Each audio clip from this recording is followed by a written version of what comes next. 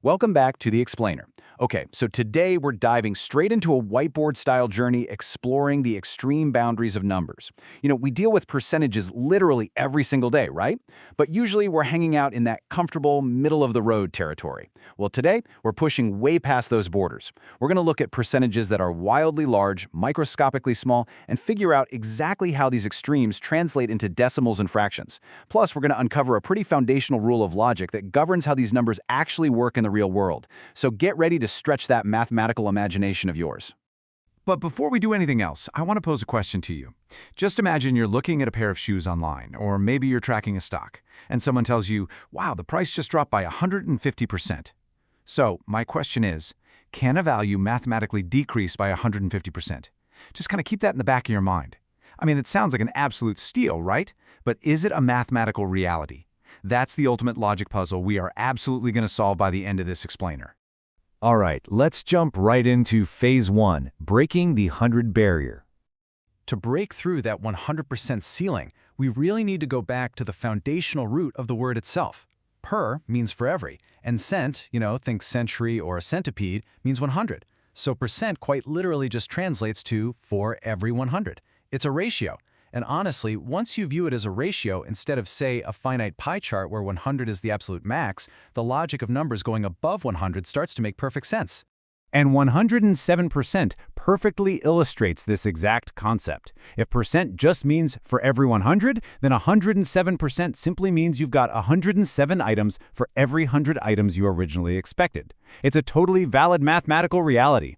Think about hitting a business target. If your goal was to sell 100 books, but you actually sold 107, well, you just achieved 107% of your goal. The 100 barrier isn't some physical brick wall, it's literally just a baseline for comparison. Now, this translates seamlessly into our base 10 decimal system as 1.07. The 1 right there, that represents the entire whole. That's your baseline of 100%. The 0.07 represents that extra 7% sitting right on top. So when you divide 107 by 100, the invisible decimal point just shifts 2 places to the left, giving us exactly 1.07. Simple as that. Moving on to Phase 2, translating decimals and fractions. Let's contrast the decimal 1.3 directly with its percentage equivalent, which is 130%. To get from a decimal over to a percentage, you just multiply by 100. You're basically just shifting that invisible decimal point 2 spots to the right. The number 1 is 100%. The 0.3 represents 3/10, which is 30%. Add them together, and yep, 1.3 intuitively equals exactly 130%. This sets up a really elegant matrix, mapping out exactly how these conversions work in practice. Let's start with 130%. As a mixed fraction, that's 1 whole and 3/10. As a decimal, it's 1.3. Now take a look at 175%. The 100% gives us that 1 whole, the 75% gives us the fraction 3/4. So it becomes 1 3/4, which translates flawlessly to the decimal 1.75.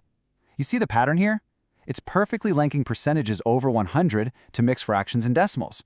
The 1 always represents the complete whole, and whatever spills over is handled by the decimal or the fraction. And the coolest part is, this rule holds true no matter how far we stretch the numbers. Take 2.12 for instance, which equals 212%. If a population more than doubles, you might end up with 212% of the original amount. The integer 2 tells us we have 2 complete wholes, so 200%. The 0.12 is the remaining 12%. It's entirely consistent, it's completely logical, and it proves that our number system can scale infinitely upward without breaking a sweat. All right, let's flip the script. Phase 3, zooming into tiny percentages.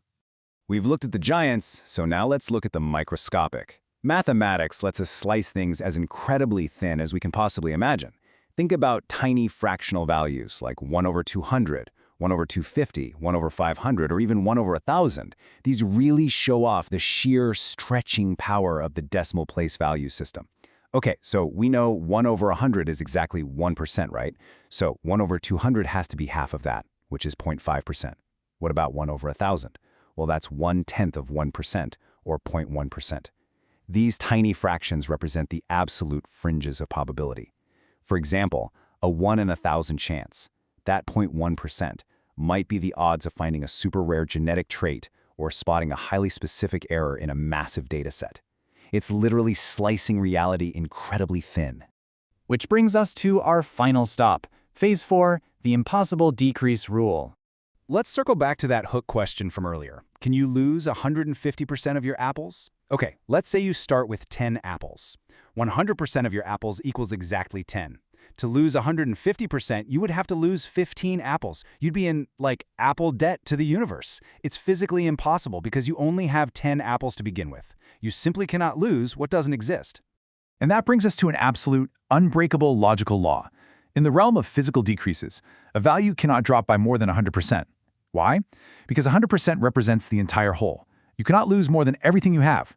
Once you hit 100% decrease, boom, you hit zero. It's a hard, physical, and mathematical boundary.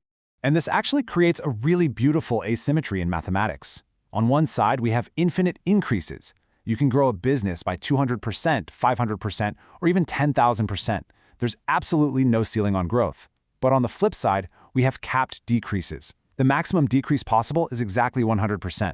Once a value drops by 100%, the item is just completely gone. The price has reached zero. It's this fundamental asymmetry between creation and destruction in math. So, to summarize what we've unpacked today, math isn't just some dry list of rules you have to memorize. Not at all. It's a fascinating logical sandbox. We can break past 100% to measure boundless growth. We can dive into tiny, tiny fractions like 1 over 1,000 to measure microscopic probability. And yet, despite all that freedom, we are still governed by strict logical constraints, like the absolute impossibility of 150% decrease. Before we wrap up, I want to leave you with a final, slightly provocative thought. We know you can't lose 150% of your apples, and a price can't realistically drop by 150%, unless, I don't know, a store is literally paying you to take an item off their hands. But where else in the real world does the impossible decrease rule physically limit what can happen? Does it apply to energy? What about speed? Or time? I want you to look around your world today and see if you can spot the absolute boundaries of 100%. Thank you so much for joining me on this journey into the extremes of numbers. If you enjoyed this explainer and learned something new about how our mathematical universe is stitched together, please make sure to like, share, and subscribe so we can keep exploring together. Keep questioning, keep learning, and I'll see you in the next explainer.